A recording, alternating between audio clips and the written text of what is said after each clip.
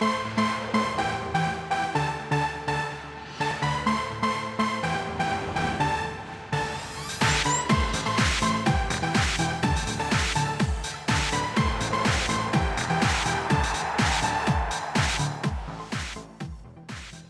and welcome to tonight's episode of High School Sports Zone, presented by Carefree Boat Club of Chattanooga.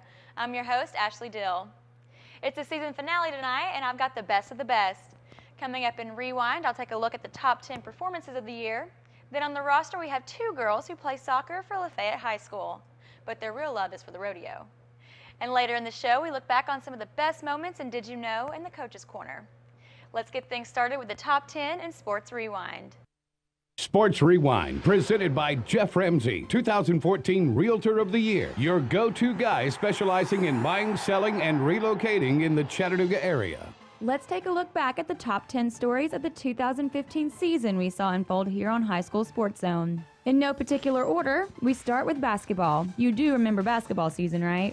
It does seem like a long time ago, but one of the top stories from the hardwood was the Chattanooga Central boys basketball team. The Pounders dodged all obstacles to land a spot in the state basketball tournament. Central was eventually upended by Ripley in the quarterfinals 84-69 to end their season. It was the first trip for Central since 1997 to the Big Dance and the second since 1960.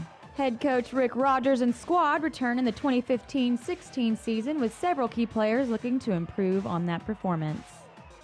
In soccer, we saw two teams that made a big impact this year. We'll start with Howard. The Hustlin' Tigers began their first full season of soccer with hardly any expectations. By the end of the year, Howard found themselves playing for a district championship. They wouldn't win, but they did advance to the region where they lost to Boyd Buchanan 4-0 in the season ender.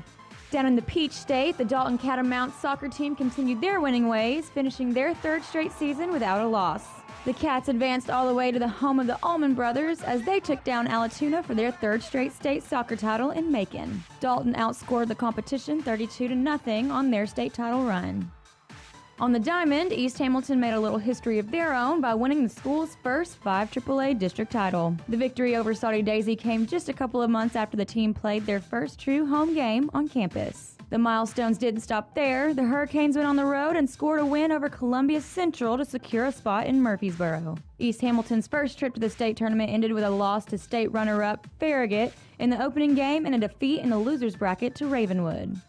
In Class Single A, Boyd Buchanan carried the local banner to Murfreesboro, streaking to a school record 30 wins after starting the season 0-5. The Bucks rode a 10-game winning streak into the state tournament, claiming both district and region titles. Boyd fought their way out of the losers bracket and eventually forced Knox Grace into a second semifinal game before falling to the Rams 4-1. Just one win away from the state championship game.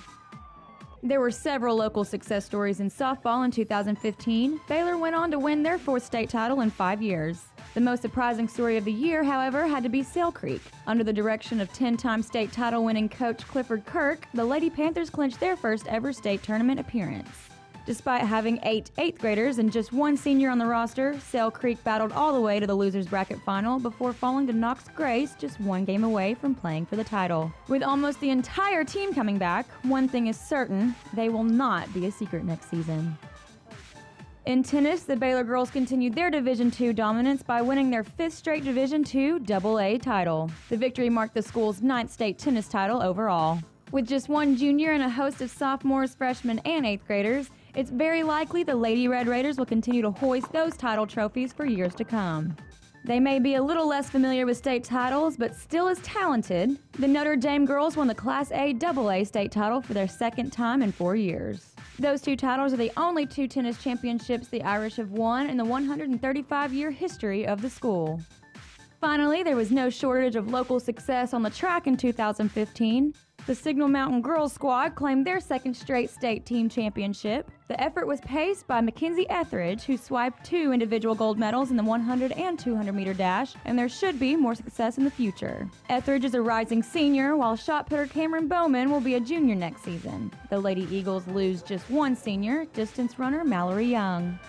And on the boys' side, Ray County's Chase Scholl became the school's first state champion in the decathlon. Scholl won the gold despite competing with an injured hamstring. He's the first state track champion for the Eagles since Randy Jenkins won the state high jump back in 1988. Scholl will return next year for his senior season with gold in his sights as he looks to repeat this year's performance. Stick around, there's more to come. Coming up on the roster, Dave Keelan spends some time with a couple of cowgirls from Lafayette High School. And later on, it's the best moments in Did You Know? Don't move, you're in the zone. High School Sports Zone.